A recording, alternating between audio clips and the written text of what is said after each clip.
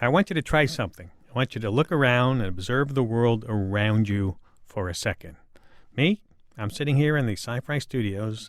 There's a mic in front of me, a table right there. I have my scripts, I have my questions.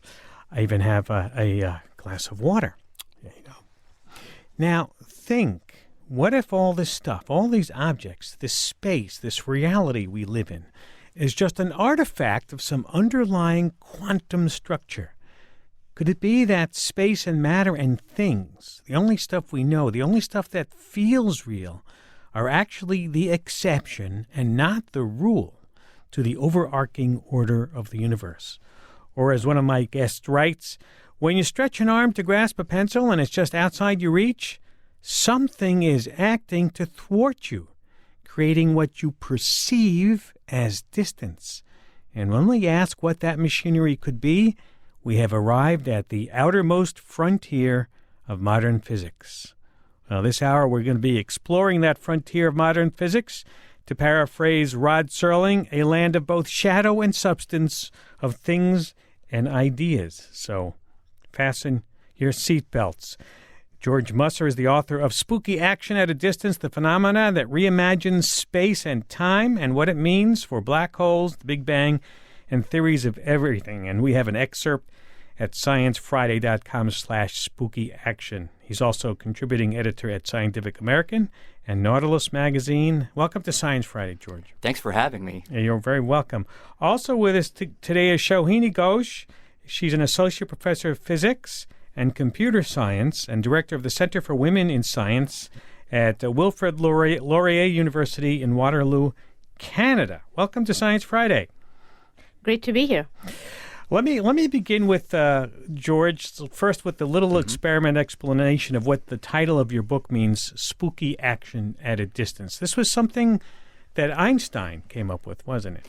Yeah, it was a thought experiment he did to explore some of the implications of quantum physics. And actually, he first began to figure out what this phenomenon was in 1909. It actually predates even his famous 1935 paper with Podolsky and Rosen, the EPR paper that everyone now cites.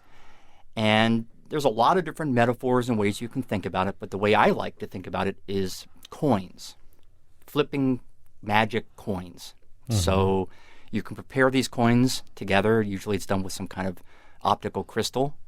I could give you one coin and you would go home and keep it in your pocket, and I would keep one coin in my pocket, and later that evening maybe we would measure the coin. We would flip it and would see whether it comes up heads or tails. And that actually corresponds to the different properties of these particles.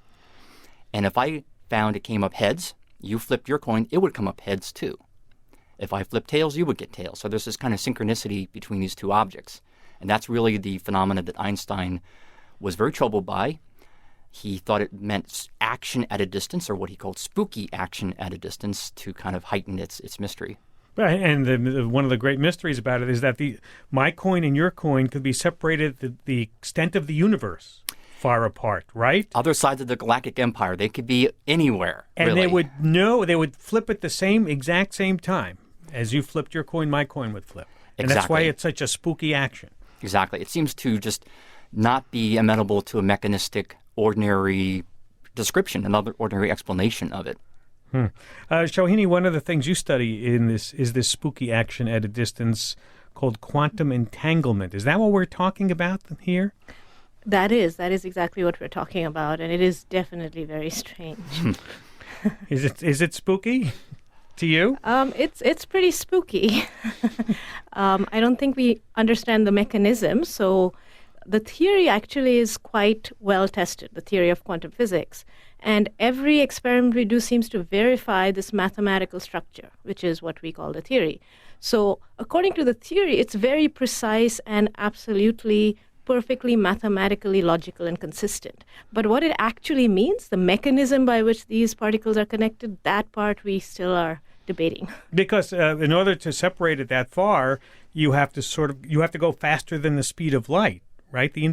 The knowledge has to travel faster than the speed of light, George, for Does it violate that or does it not? And that's the spooky part, that it does not? Well, Einstein's concern was precisely that, yes, it violated, or it needed, I should say, to violate it. So we have to kind of separate a couple levels here. First, we have this phenomenon. At the time of Einstein's paper, it was theorized out of the theory, but we've since observed it. And then we have to ask, how do we interpret the phenomenon? And that's where we get into, oh God, do we need to have something going faster than light? Because the particles in question could be light. They could be flying apart from each other fast at the speed of light, in which case to catch up with them, you'd have to move faster than light. So that is a problem, because if you accept relativity theory, and Einstein, having invented relativity theory, certainly did, that would seem to violate his principle that, or his implication of the theory that nothing can outrun light. Now, I think the thinking today is it's probably not an issue.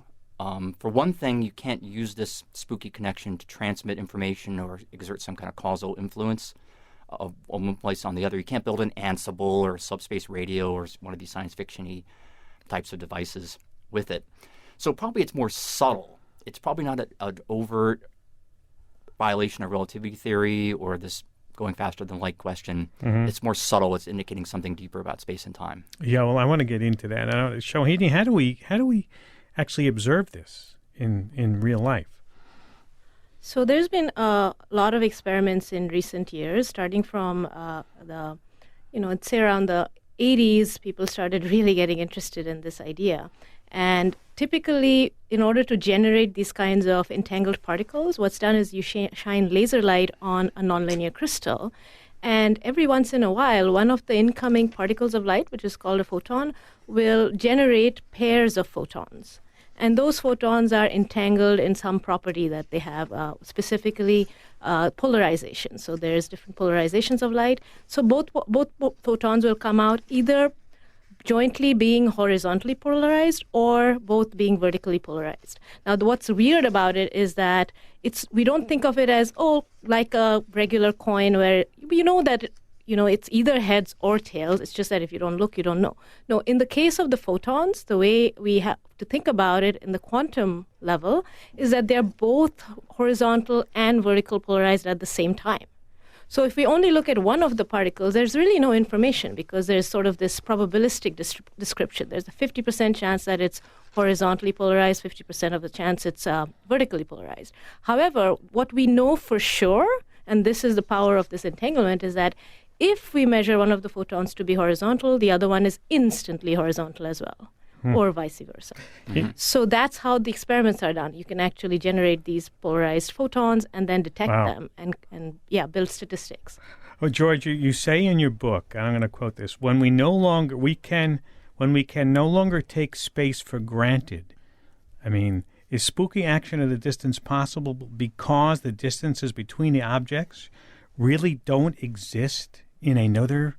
In other words, the spooky action may be happening in another realm of physics we're not aware of, so the objects are really not separated, so they can happen right like they're next to each other. Space, the way we think about it, is not real. Yeah, and Am I oversimplifying that? Because it's Rod Serling talking to me. It really does sound like Rod Serling. I love the old Twilight Zone episodes, and it does sound like something out of them.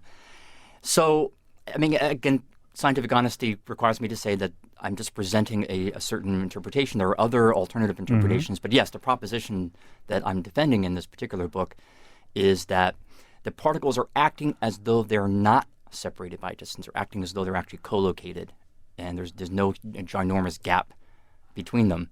And that could be an explanation for why they can behave in unison as they seem to. And so space may be the exception, not the rule, as you're right.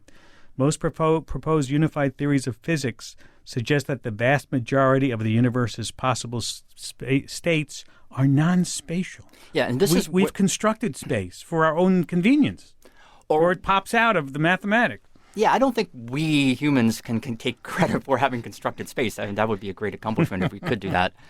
But no, the universe has somehow arranged itself such that it has this kind of spatial-temporal structure to it, and that's the mystery. And this is where the whole entanglement question and other types of non-locality we see in physics intersects with the search for a unified theory of physics. So the type of stuff that Carlo Rovelli works on in loop quantum gravity, Brian Greene's work in string theory, and others, out of those theories comes the idea that space is a construction. It's built like Legos, like dumping a bunch of Legos on your floor and piecing them all together and, hey, space.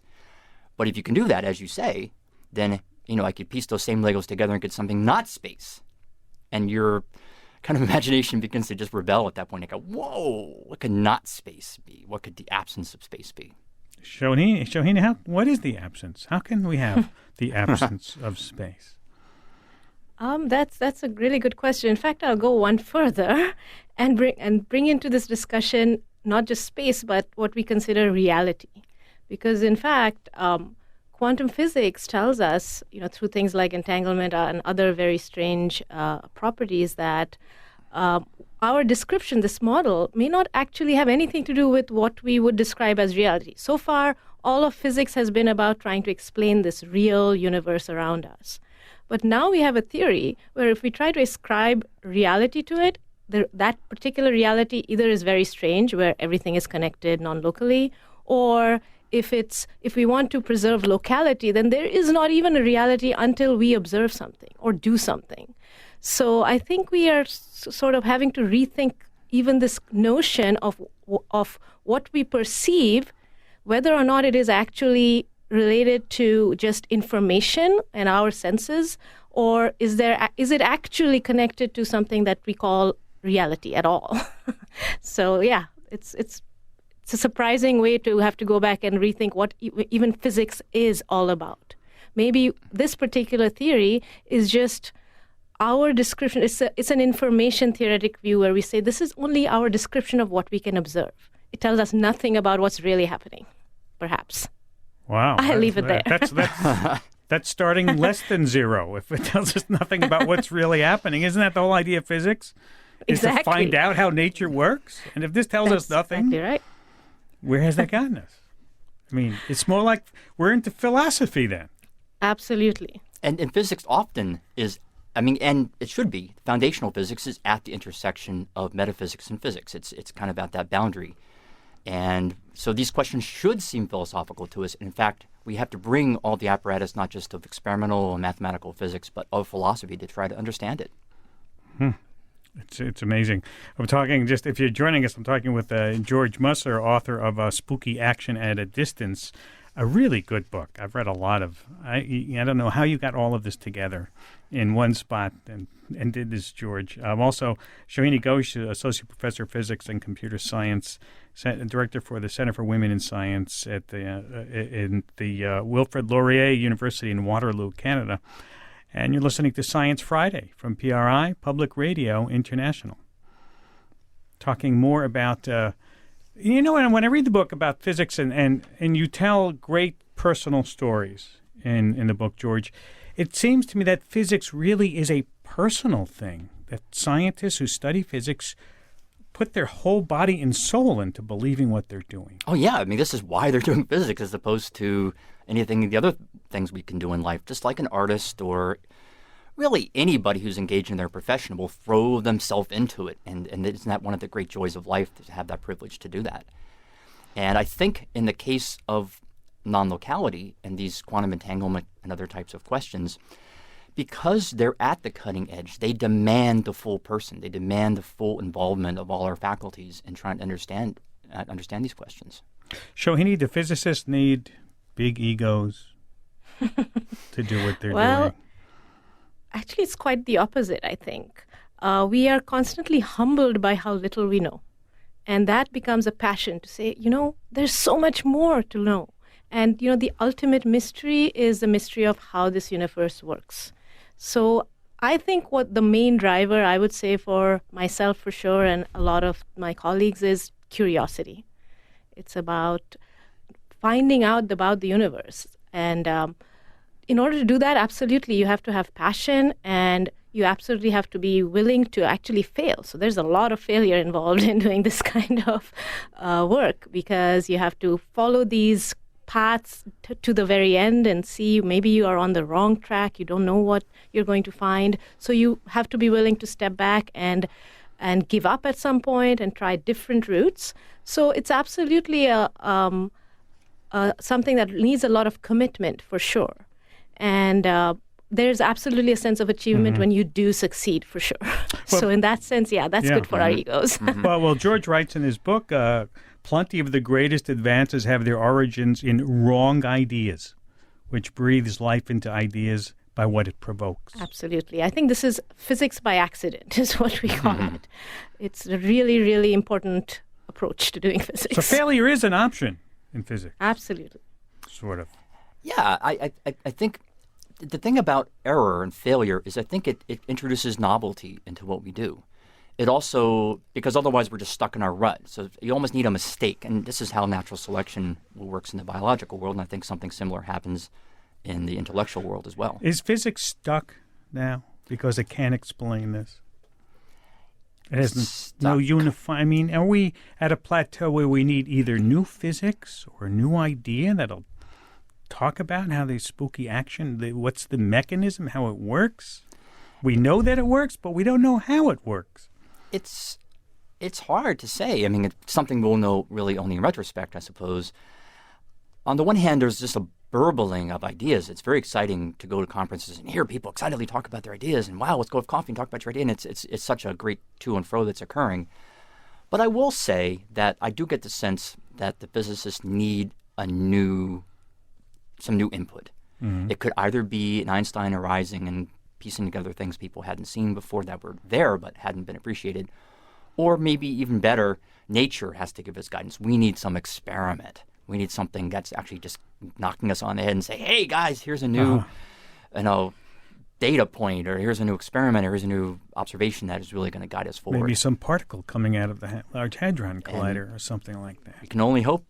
Definitely. All right. Shohini, you agree? I got about 30 seconds before the break, yeah? Yeah, I think that's certainly true that there's a lot of different aspects that we're still exploring. And keep in mind that, yes, we've had quantum physics since, the beginning of the 20th century, but that's still, about 100 years, whereas we've had older theories that have lasted centuries before that new idea came along.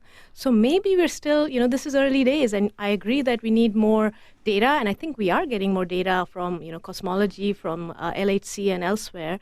It's exciting times, actually. Yeah, we've got more data coming in from our phone calls. Our number 844-724-8255 if you'd like to join the discussion. You can also tweet us at SciFri. We're going to take a break and come back and talk lots more with Shohini Ghose and George Musser, author of Spooky Action at a Distance. Stay with us. We'll be right back after this break. This is Science Friday. I'm Ira Flato. We're talking this hour about the spooky, weird world of quantum physics with my guest, Shohini Ghose, Associate Professor of Physics and Computer Science and Director of the Center for Women in Science at Wilfrid Laurier University in Waterloo, Canada. George Musser, author of Spooky Action at a Distance, and we have an excerpt of his book on our website at sciencefriday.com/spookyaction. And I want to bring on another guest now who's built a computer game. It's me, you, anybody, participate in a quantum physics experiment. No degree required. I have played this game online. It is addictive, and it's quite easy, but it's hard, so to speak. Jacob Sherson is director of the Interdisciplinary Center at Aarhus University in Denmark, and associate professor of quantum physics there. Welcome to Science Friday. Thank you very much. Hi. I want to tell our listeners that if you want to play the game, you can check it out at scienceathome.org. Jacob, tell us why you're enlisting the help of the masses here. What are you trying to pull off exactly? I'm an experimental physicist, and I'm trying to build something called a quantum computer. And in this quantum computer, we have to be able to pick up individual atoms. And atoms are, as you have talked about, wavy things. So that means that as we try to pick them up, they actually start to slosh when we move them around. So they start to move around just like a cup of coffee would move when you start to move quickly with it. And so as I play the game, you have to move the atom from one place to another, and it is sloshing, right? And you have to keep it from sloshing out of the spot like the coffee would go over the top. It's not easy.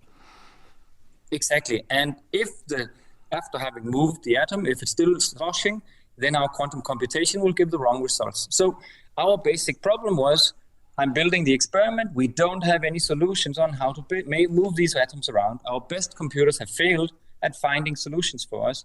So in our desperation, we turn to something completely new, gamification of quantum physics.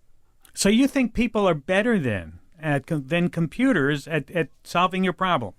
Well, initially I didn't think so. I just thought that was the last option we had, and it would be a lot of fun trying it out. Now I've been so much surprised by reality and how good the players have been. And that's exactly what we reported in Nature 2 weeks ago now. And you said you think this game allows people to use their so-called quantum intuition built into Yes. us. What do you mean by that? Well, I think that so you've just talked about how weird quantum physics is, and that means that you sometimes sort of give up trying to understand quantum physics, which means that people tell me that I'm crazy because I want to enlist the help of normal people because you cannot understand it. But in games, you actually don't have to really rationally understand what you're doing. You just have to get a sense of the rules of the game, and then you will just, by your intuition and your desire to do well in the game, you'll actually just do well. You'll start to take advantage of these subtleties and oddities of quantum physics. Shohini Ghose, what do you make of this computer game, the fact that humans can solve these quantum problems faster than machines? This is so cool. It's such a great idea. This reminds me of, when I teach first-year physics in my classes, Newton's laws, when we get into that stuff, that's quite challenging to a lot of students. And I usually tell them, when you're walking, jumping, running, playing, your body already knows Newton's laws. It's not like you have to stop and then calculate all of the forces and then, start walking. Your mind already does this unconsciously. So this is reminding me of that same thing, where there are obviously some unconscious ways that we can recognize patterns. And in this case, for this specific task, it seems to be a really interesting, novel way of solving this problem, which, our standard programming of computers doesn't seem to get in the same way. So who knows what the possibilities are. And George, you played the game? I have indeed. It is like carrying a cup of coffee across the room, which I never was very good at. So I haven't probably got the highest score, but it's fun to play, and it also fits into what I think I've been trying to do over the years, as Shohini has, and that's bring quantum physics down to the human everyday level. And I think you can do that. You can actually almost, if you know how to look, see quantum phenomena all around us. I'll get into that a little bit later. I want to say goodbye and thank you. Jacob, how many people do you need to play this game for it to help you? That's a fantastic question. We had 10,000 people playing for the Nature results that we published 2 weeks ago. Since then, 100,000 people have come in and played the games. And we're just excited to every day plot the results of these new players. And we just every day, day by day, we move the boundary of how good solutions players can find. So what is the ultimate limit? We thought that the ultimate limit was way much worse a year ago. So we're just waiting, anxious to see when people come in and play and give us better results. Well, I think we might be able to send a couple more people your way listening to our audience of 2 million here might be able to come over and play your game. I hope we don't melt your server. It's the game is, check it out at scienceathome.org. Jacob Sherson, thank you for taking time to be with us today, and good luck to you on your game. Thank you very much. Jacob is director of the Interdisciplinary Center at Aarhus University in Denmark and associate professor of quantum physics there. Still with me are Shohini Ghose and George Musser. George is author of Spooky Action at a Distance. We have lots of folks who want to ask questions because this is such a difficult concept to grasp. So let me see if I can get a couple of things here, a couple of people on the air out of the way. Where should we go? Okay, let's go to Alabama, Opelika, Alabama. Robert, welcome to Science Friday. Oh, hi. Thanks. Great program. Thank you. Here's my comment regarding this heads-tails metaphor that you have for the coins. It seems to me you can only make this claim that once they're correlated, a measurement of heads on one side gives another measurement of heads on the other side, no matter how distant. The only way you can make that claim is if you can be sure that there hasn't been an interaction with a third body in the meantime. And so it seems to me these claims are rather extravagant because you say, well, even across the universe, once this one is flipped, the other one is flipped and bound to get the same result. That would be difficult to prove.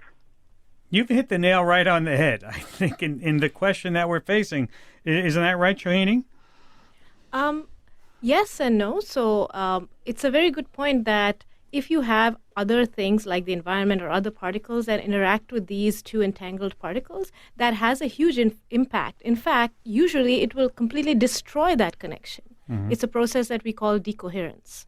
So, in fact, we would know if something like this happened, because when we do the experiment and we try to correlate the measurements of heads and tails, we would find that they don't actually match up.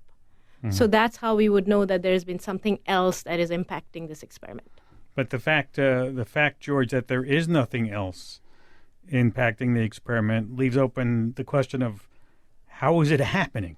Well, exactly right. I mean, one word, Robert, to focus on is the word "in the meantime," or a phrase "in the meantime."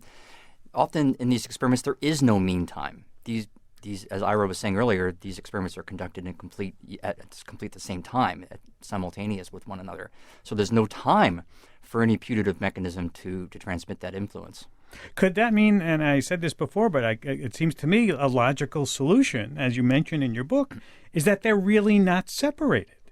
Is that distance is our own concept, but it may be another dimension somewhere where they're not separated and they're communicating. Yeah, and I want to emphasize this isn't the first thing you would leap to in your... No. But you would go to something exactly what Robert's saying. You would look for a more prosaic explanation for it, and they did. And for decades, they've been looking and looking and looking and ruling out, crossing out all the ideas on their experimental lab book list. And they're kind of driven to these extravagant options. Yeah, Shohini, do you agree? Yeah, absolutely. I think everybody who actually works in the field and in quantum physics hopes one day we will find some evidence that will allow us to actually move away from this theory, because it's so weird. But so far, we've been trying, as George said, we've been trying to figure out a common sense way of understanding things. And we haven't got there. On the other hand, we are very careful about making sure that there really is something weird there, and that it's not just all in our heads or just weird math. Yeah. So, for example, yes, we know for sure that we cannot communicate faster than light using this entanglement. We've been able to show that, test it, and also mathematically prove it. However, that doesn't mean we can't do other tasks. So we can actually set up scenarios, kind of like games that you can play, where Alice has one of the particles and Bob has another one of these entangled particles, and then we can set up some kind of game with some winning strategies and try to figure out if these particles will help Alice and Bob win more than if there was no entanglement. And it turns out you can, in fact, do things better than you can without entanglement. So it's absolutely a real thing. It's not just some strange thing that we can ignore. It's definitely been tested in many ways. Let's go to the phones to Ocean Pines, Maryland. Dan, hi, welcome to Science Friday. Hi, thank you so much for having me on. Ira, I love your show. It's fantastic. Thank you so much for doing it. Real quick, I know I missed the very beginning of the program, and I apologize if I sound crazy. Doesn't spooky action require free will? And if there is no free will, isn't it possible that there's something like superdeterminism that exists? I think Gerard de Hoof, and I probably mispronunciated his name, but I think he postulated that there's a superdeterminism and there's a physics underlying quantum that we don't understand yet. Is that something that's possible? George, you're shaking sort of your head a little bit? Yeah, I mean, this is actually, I talked to Ed Hooft at great length about it and actually discussed that in the book a little bit, and it is an option. Explain that a little to our So audience. the idea is that, one way to explain in a prosaic way the outcomes of these experiments is that the particles somehow know what is going to happen to them. They have some kind of, you could think of it almost as like clairvoyance of that outcome. And now you don't really think it's clairvoyance. You begin to wonder, well, how could they know? Well, they could cheat. Someone could have slipped them the answer in advance. And that's kind of what superdeterminism does. It says that what's happening in the detectors or the precursors of those detectors is somehow correlated with what is going on in the act of creating the particles. So they're kind of, there's something like a common cause that's accounting for the outcomes that we see. And you'd have to trace that common cause way back, certainly before the experiment was conducted, and probably right back to the origins of the universe. So somehow the universe was set up in a way that, although the Earth didn't exist yet, those particles, when they met on that place called Earth, would exhibit these correlations. So it's kind of this weird, conspiratorial explanation for it, but it is in principle possible, and there are experiments to try to at least push how far back you'd have the conspiracy to do that. This is Science Friday from PRI, Public Radio International.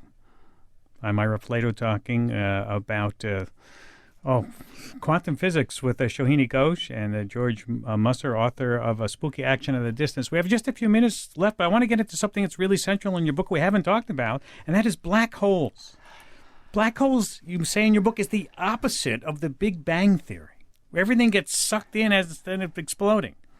Well, I wouldn't say it's opposite of the Big Bang Theory. The Big Bang? It's, in a sense, it's the opposite of the Big Bang, because the Big Bang, everything kind of went away from it in a way. I mean, we had to modify that, but you can think of it as an explosion outwards in some sense. And the black hole is kind of the opposite. Things are going into it. But here's the thing about black holes. We know they're weird. We know you die. All the things about black holes that you see in science fiction are all based in theory. But they're also the number one test case we have in contemporary physics for a quantum theory of gravity. They're the thing that actually you invent a quantum theory of gravity to try to explain, because they involve various paradoxes that Stephen Hawking really made his name discovering. And one implication of the theory that I'm putting forward in the book is that the black hole may actually represent kind of a boundary to space, or maybe even to space and time. In a sense, space and time melt inside a black hole and they transform into some new phase, just as an ice cube might melt and form water. Something like that may happen in a black hole too. And what happens to all the information? They get sucked in to the black hole. That is exactly the issue here, and that's actually why people are driven to this seemingly odd view of black holes as a melting of space-time, to preserve the information, because as far as we can tell, that is a sacrosanct principle in the natural world, is that information is preserved, which is, by the way, the way to really think about it, I like to think about it, is everything in the world is reversible. If I make something, I can break it. If I can go left, I can go right. And the black hole also should be reversible. Things that fall in should be able to come out in some form or other. And in order to make that possible, in order to preserve the information in those objects, maybe you need some new form of matter to do that. Which we don't know about. We do not know about. And in fact, you kind of don't want to know about it because you have to fall into a black hole to discover it. Yeah. Shohini, how do you wrap your head around all of this stuff? Black holes. It's definitely a challenge to do that. But yeah, I agree with George that the way physics progresses is when we find an exception to our model. Something where we cannot explain what we see. And black holes are exactly that, because a black hole is an object which is predicted, for massive objects by general relativity. So that is where we expect, the laws of gravity to work, which is basically relativity at work. However, if you talk about what's happening inside the black hole, we assume that all of this mass is acting at very, very microscopic scales, but that's where we have to apply the laws of quantum physics. So this is why black holes are this very, very special thing where we need to be able to apply two different laws and we don't know how to make them fit. Yeah. So it's this example of something outside of our physics. And that's why it's so interesting, because that will help us modify our theories. If we can observe, for example, radiation from a black hole, that will tell us more about what's happening in terms of information loss, as George mentioned. However, of course, that's a very challenging thing to do, but not impossible. So we're going to talk lots more about this, because it's a fascinating topic, and it takes more than 1 hour of Science Friday. I want to thank George Musser, author of Spooky Action at a Distance. We have an excerpt of his book on our website at sciencefriday.com/spookyaction. And Shohini Ghose, who is director of the Center for Women in Science at Wilfrid Laurier University in Waterloo, Canada. Thank you both for taking time to be with us today. And on our website, if you want to investigate this hidden particle world at home, you can make your very own particle detector. We have a cloud chamber up there. Check out the experiment at sciencefriday.com/cloud chamber.